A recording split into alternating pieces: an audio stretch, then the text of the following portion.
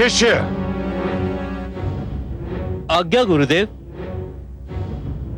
यज्ञशाला में अग्नि प्रज्वलित करो। जो आज्ञा गुरुदेव।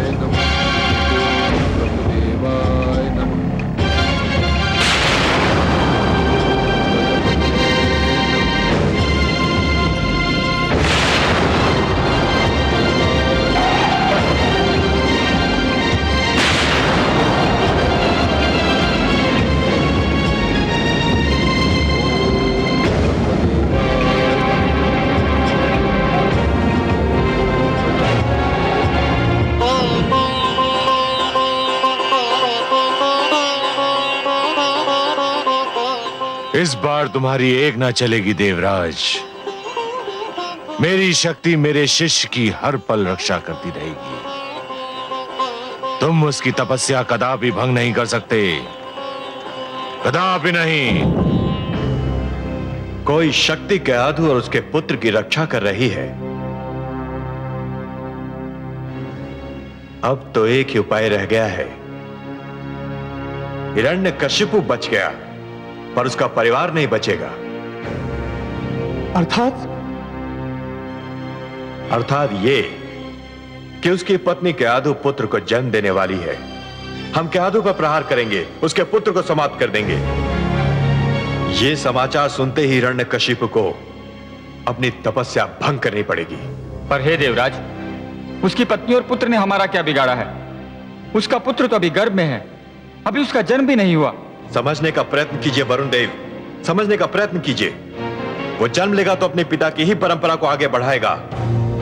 जिस प्रकार हिरण्यकशिपु उन्मुक्त अनाचार, व्यभिचार और अत्याचार में अपने भ्राता हिरण्याक्ष को पीछे छोड़ गया, उसी प्रकार उसका यह पुत्र भी अपने पिता को पीछे छोड़ देगा। और हमें तो यूं भी हिरण्यकशिपु के पूरे वंश को समाप्त करना है। तो फिर देवराज, अब हमारे लिए क्या आदेश है? अग्निदेव, आप वहां पहुंचे जहां कयाधु है और उस पर ऐसा अग्नि बाण मारिए कि शिशु गर्भ में ही दम तोड़ दे। जाइए, इस कार्य में विलंब न हो। जो आगे देवराज।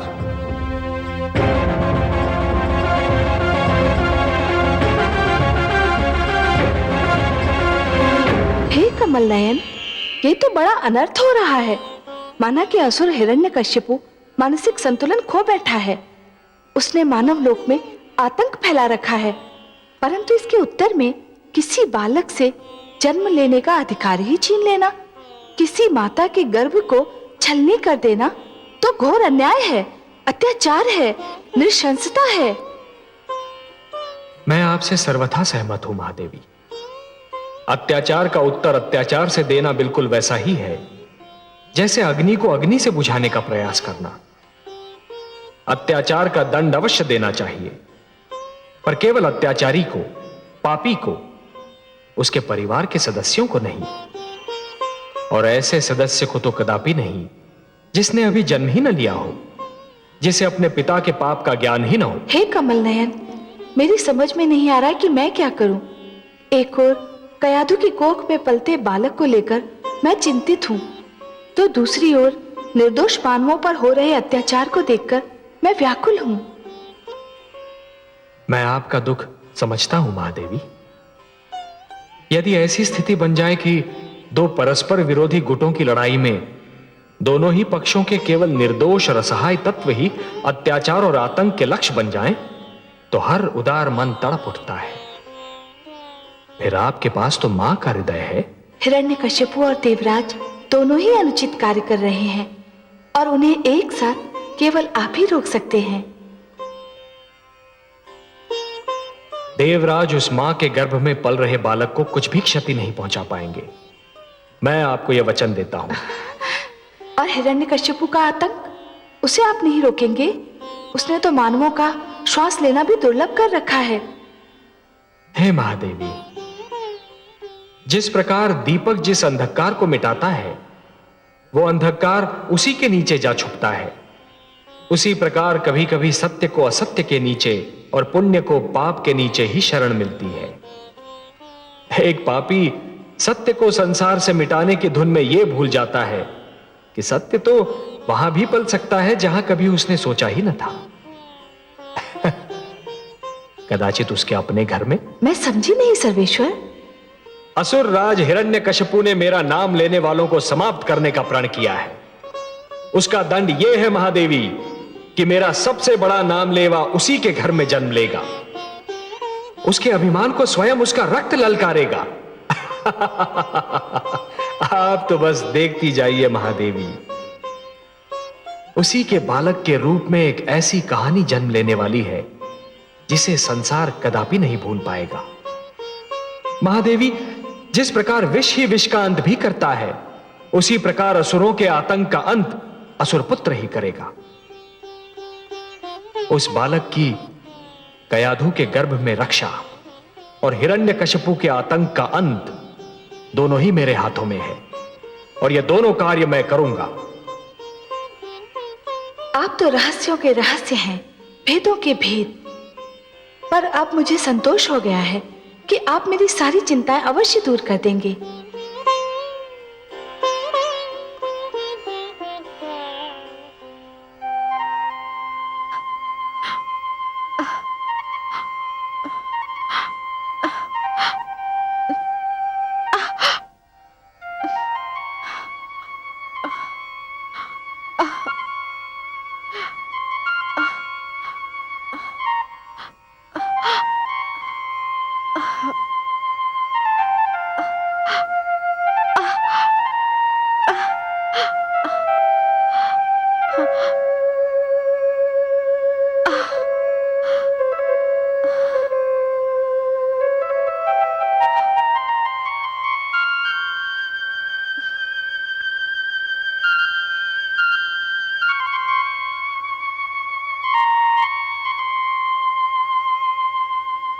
कैसी हो वधुरानी?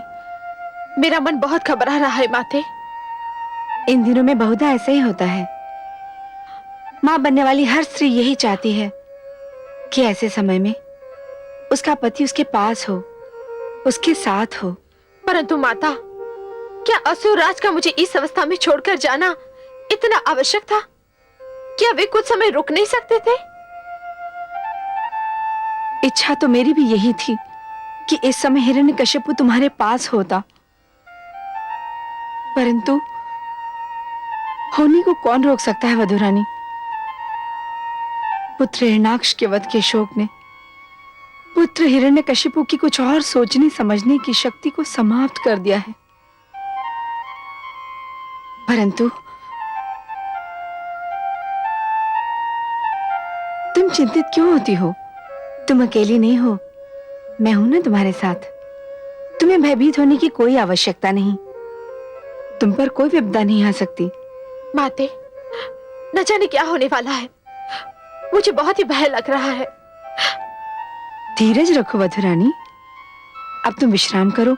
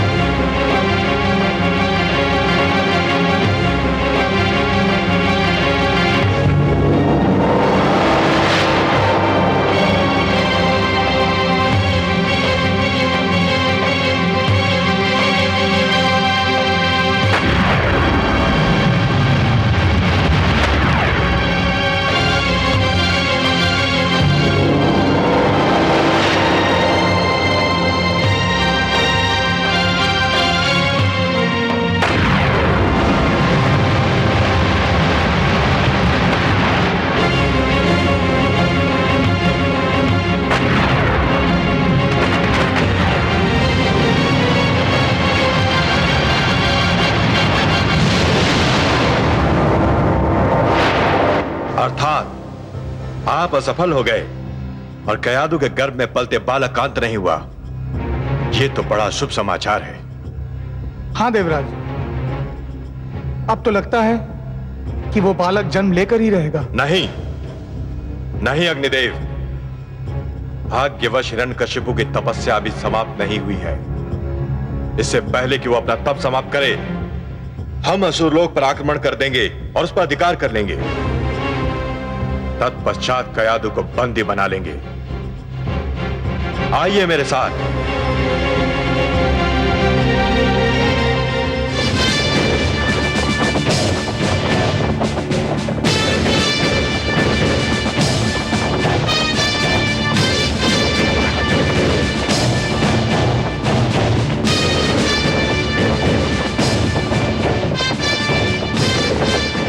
सारथी रथ रोको।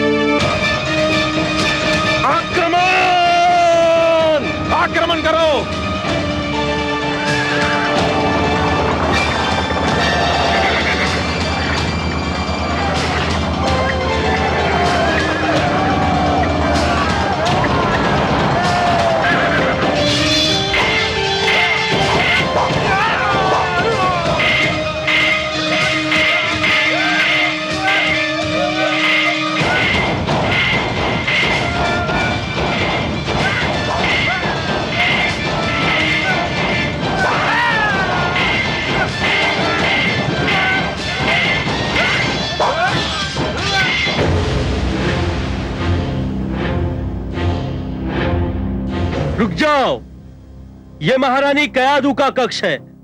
बिना आज्ञा यहाँ कोई भी प्रवेश नहीं कर सकता।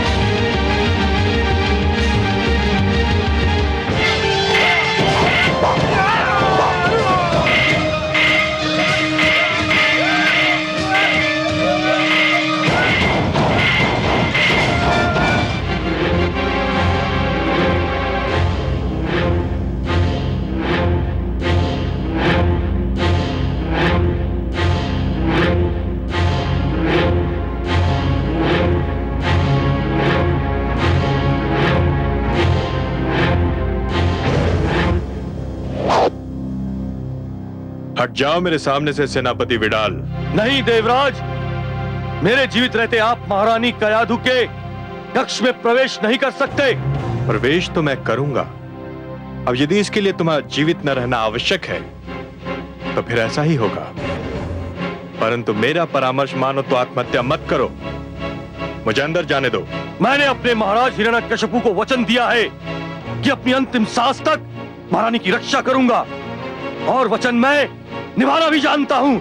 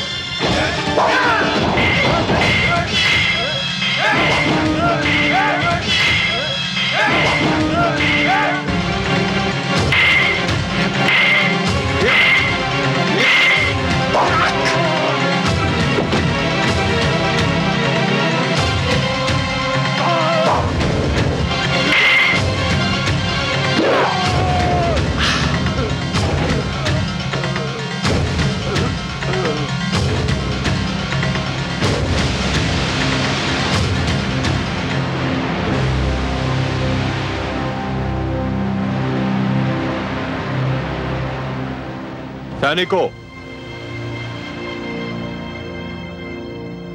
संपूर्ण असुरलोक को पूरी तरह तहस नहस कर दो, कुछ भी बचने न पाए। मैं महारानी कयाधु के कक्ष की ओर जा रहा हूं। ध्यान पूर्वक मेरे आदेश का विलंब पालन हो। जाओ।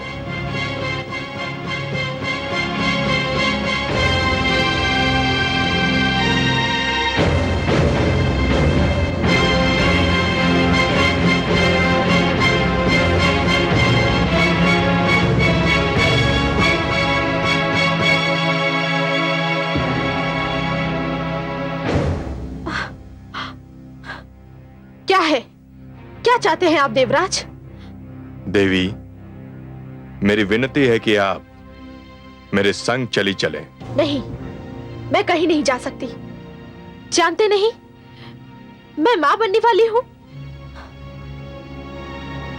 जानता हूं देवी, इसीलिए तो कह रहा हूं कि आपको मेरे साथ देवलोक चलना होगा। नहीं, मैं अपने पति का घर छोड़कर नहीं जाऊंगी। मुझे मेरी स्थिति पर छोड़ दीजिए। देवी, मैं नहीं चाहता कि बल का प्रयोग करूं। आप मेरा अपहरण करेंगे देवराज? एक ऐसी नारी का अपहरण जिसके गर्भ में संतान पल रही है? यदि आप मेरी विनती को यही नाम देना चाहें तो मुझे कोई आपत्ति नहीं, पर चलना तो होगा आपको। मुझ पर दया करे देवराज, आप तो देवता है। यदि आप भी ऐसा दुष्कर्म करेंगे तो संसार का क्या होगा?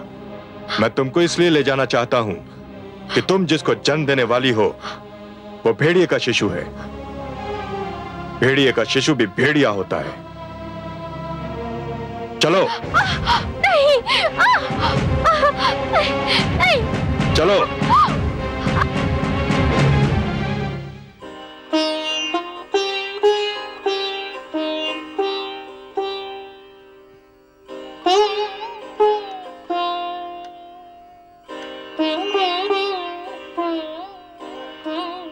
मैं आपका दुख समझ रहा हूं प्रिय।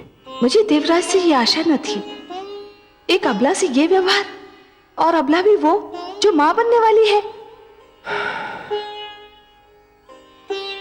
मैं स्वयं भी बहुत दुखी हूं प्रिय, बहुत दुखी। नारी का अपहरण, फिर चाहे कोई भी कारण क्यों ना हो, कोई भी स्थिति क्यों ना हो, फिर चाहे कोई नीति या कूटनीति का अंश ही क्यों ना हो, परंतु एक महान पाप है, एक अक्षम्य अपराध है। और यदि ये पाप या अपराध देवगण ही करने लगे तब तो फिर अंधेर है। देवता मानव के आदर्श है, और यदि देवता ही दुराचार करने लगे तो मानव किसका अनुसरण करेगा? कयाधु को बचाइए देवेश्वर, कयाधु को बचाइए। नहीं, चलो। नहीं, नहीं, नहीं। आओ, आओ मेरे साथ। आओ मेरे साथ। नारायण नारायण। क्षमा करें देवराज, मैं कदाचित अनुचित समय पर आ गया। आप ये जो महान कार्य कर रहे हैं, इसमें संभवतः मैंने बाधा डाल दी। मुझे इसका खेद है। आप व्यंग कर रहे हैं देवर्षि। मुझ में इतना साहस कहां देवराज कि मैं आप जैसे महान व्यक्तित्व पर व्यंग करूं। आप देवताओं के राजा हैं, सबको चरित्रवान बनने, सत्य मार्ग पर चलने के उपाय बताते हैं। आप पर तो वही व्यक्ति व्यंग कर सकता है जिसे अपने प्राणों की चिंता न हो। पर मैं क्या पूछ सकता हूं देवराज कि ये आप क्या कर रहे हैं और क्यों कर रहे हैं? इस नारी के गर्भ में एक पुत्र पल रहा है। यह मां बनने वाली है। यह कोई नया समाचार नहीं है देवराज। हर स्त्री विवाह के उपरांत कभी शीघ्र कभी देरी से मां तो बनती ही है। जानता हूं देवर्षि, पर इसके गर्भ में हिरण्यकशिपु जैसे अत्याचारी का पुत्र है। पुत्र तो पुत्र ही होता है देवराज, वह चाहे सदाचारी का हो चाहे अत्याचारी का। पर आप इस नारी का करेंगे क्या देवराज? इसको बंदी बनाकर रखूंगा, और जब ये पुत्र को जन्म देगी तो उसका वध कर दूंगा।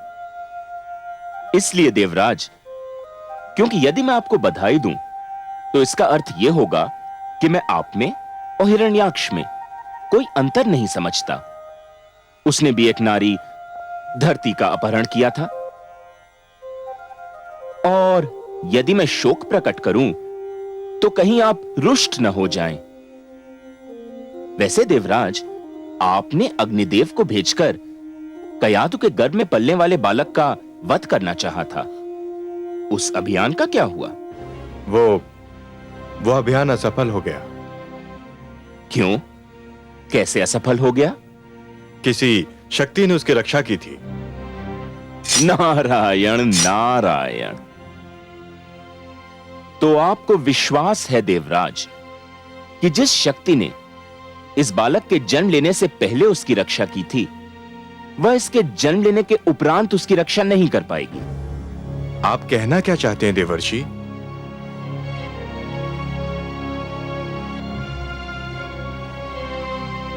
कुछ नहीं, इतना ही कि जिस शक्ति ने अब तक इस बालक की रक्षा की, उस शक्ति का अवश्य कोई उद्देश्य रहा होगा। हो सकता है एक ऐसे बालक का जन्म हो जो असुरों का इतिहास ही बदल दे, उनकी नीतियां बदल दे। मेरा परामर्श स्वीकार करें देवराज, इस अबला को छोड़ दें। नारी का अपहरण एक घिनौना और एक अप्रिय कार्य है, फिर वह कार्य देवता के ही हाथों क्यों न हुआ हो। आप जिनको प्रसन्न करने के लिए यह कार्य कर रहे हैं, उन्हें कोई प्रसन्नता नहीं होगी। छोड़ दीजिए इस अबला को।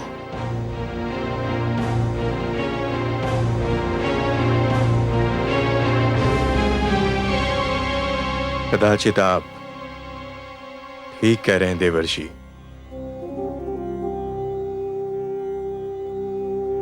क्रोध की भावना मुझसे एक अनुचित कार्य करवा रही थी।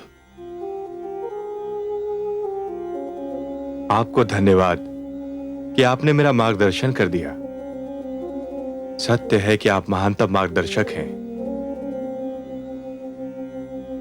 देवी, मैं आपसे क्षमा मांगता हूं। जाइए, अब आप मुक्त हैं। पर मैं कहां जाऊं देवराज? आपने तो समस्त असुर लोक को तहस नहस कर दिया है। आप इसकी चिंता ना करें देवी, मेरी कुटिया किस दिन काम आएगी। वहां राजभवन जैसा सुख तो नहीं, पर आपकी रक्षा मेरा उत्तरदायित्व होगा। आइए, बालक के जन्म तक आप मेरी कुटिया में पधारें। आइए, चलिए।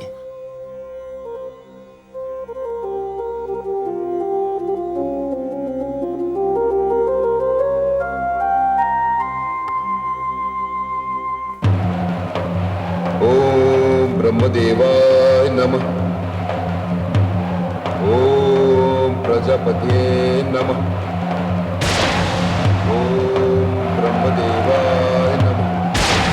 ओम प्रजापते नमः।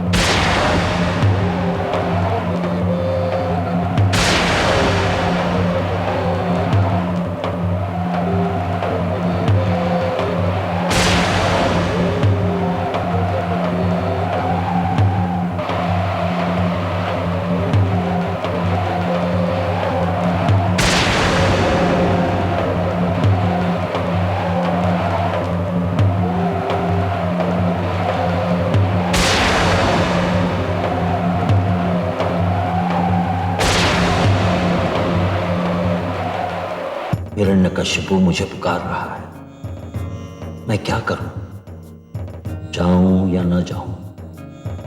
नहीं जाता हूं तो मुझ पर दोष लगेगा कि मैं अपने भक्तों की पुकार नहीं सुनता।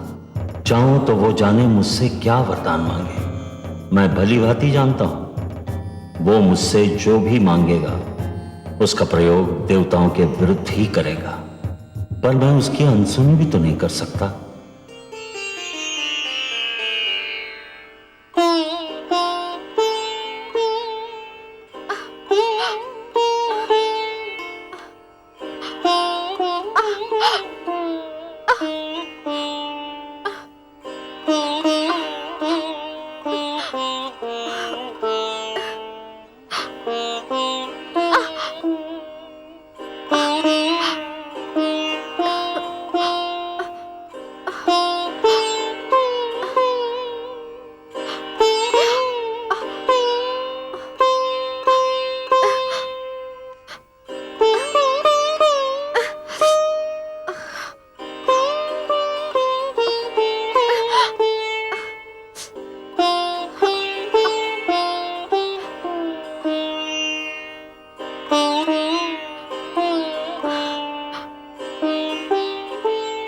देवी,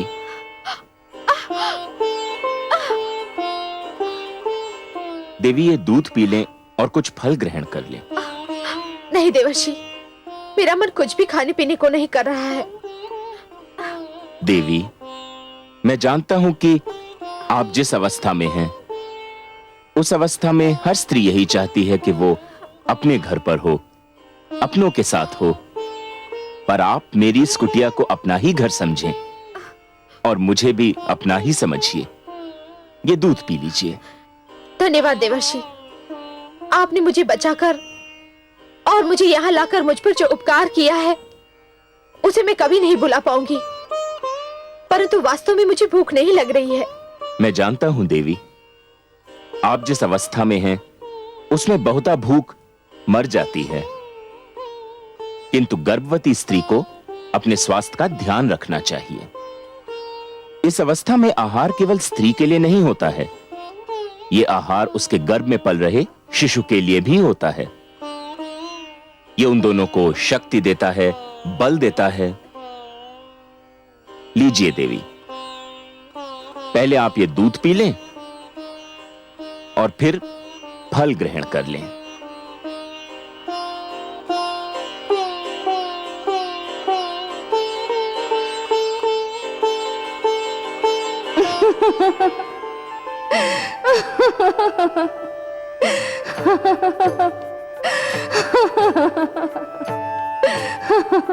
क्या हुआ महादेवी? हे कमल नयन, हमारे देवर्षि तो कयाधु को ऐसे समझा रहे हैं और उसकी इस प्रकार सेवा कर रहे हैं जैसे कि वो बहुत ही अनुभवी और जानकार व्यक्ति हो। विराजिए, महादेवी देवर्षि जो कर रहे हैं उसका संबंध अनुभव और ज्ञान से नहीं है, प्रेम और सहानुभूति की भावना से है।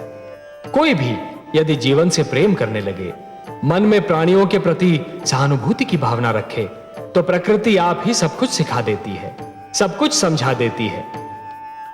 यदि मन में एक दूसरे के प्रति प्रेम, सद्भावना और सहानुभूति जागे, तो ज्ञान का मार्ग खुल जाता है। प्रेम के 2.5 अक्षर, परंतु ज्ञान के सबसे महान भंडार हैं। मुझे ये आश्चर्य हो रहा है कि देवर्षि ये सब जानते हैं कि गर्भावस्था नारी के जीवन की वो अवस्था है जिसमें उसे सदैव अच्छा बोलना चाहिए, अच्छा सोचना चाहिए, अच्छा आहार ग्रहण करना चाहिए और अच्छी वस्तुओं का ध्यान करना चाहिए। इस अवस्था में ये सब बातें नितांत आवश्यक है। ये तो वो जानते ही हैं, पर कुछ और भी जानते हैं। और क्या जानते हैं देवर्षि? देवर्षि ये जानते हैं कि गर्भावस्था में नारी के गर्भ में पल रहा शिशु जीवित और सचेत होता है। माता जो देखती है, जो सुनती है, शिशु उससे अवगत रहता है, प्रभावित होता है। तभी तो देवर्षि उसे सुंदर सुंदर बातें कह रहे हैं। देखिए ना महादेवी, देवर्षि उसे क्या कह रहे हैं। मैंने बालक ध्रुव को समझाने की बहुत चेष्टा करी, किंतु वह भी नारायण के दर्शन का हट करता रहा और वह दर्शन करके ही माना। आप तो बड़ी मनमोहक बातें करते हैं देवर्षि। देवी, माता लक्ष्मी भी यही कहती हैं कि मैं बड़ा बातूनी हूं, किंतु आपसे अपनी सबसे मनमोहक बात तो मैंने अभी तक नहीं कही। सुनिएगा। अवश्य सुनूंगी। आपकी तो एक एक बात मेरे कानों से होकर मेरे मन में उतर जाती है। क्या है आपकी सबसे मनमोहक बात? देवी, अपनी बात जो मुझे सबसे मनमोहक, सबसे प्रिय और सबसे सुंदर लगती है, वो हैं बस ये 4 शब्द। ओम नमो भगवते वासुदेवाय। ओम नमो भगवते वासुदेवाय। ओम नमो भगवते वासुदेवाय। ओम नमो भगवते वासुदेवाय। ओम नमो भगवते वासुदेवाय।